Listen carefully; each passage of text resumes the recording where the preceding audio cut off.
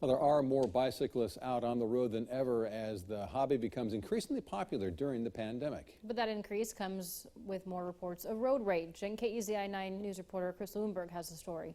I would say probably the last 10 years I've had this many bikes. Bicyclist David McFarland has been on the road for years. Since I was a young kid. But these past months have seen some enormous changes. We've seen a lot more cyclists, and at first there was not very many cars. But now the cars are back, and they're using once quiet rural roads popular with bicyclists.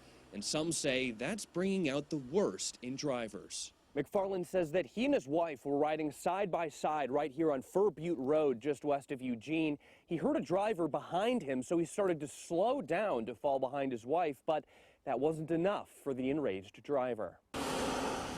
Before we even had a chance to react, he slammed on his brakes, put it in reverse, and came back at us at full speed. My wife was able to get in the other lane, but I had to dive off the road into the ditch. Travel Lane County reports increased accounts of drivers screaming, throwing things from cars, and driving extremely close to bikers. There's definitely been an increase in a broader awareness of road rage.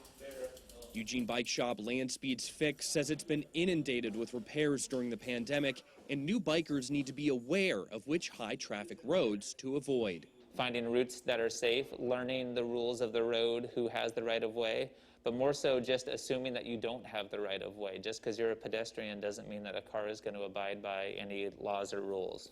Oregon state law says drivers going faster than 35 miles per hour can only pass bicyclists on the road if there's enough space for the bicyclist to fall. A rule McFarland says shouldn't be too hard to follow. Cyclists are people. In Eugene, Chris Lewinberg, KEZI 9 News.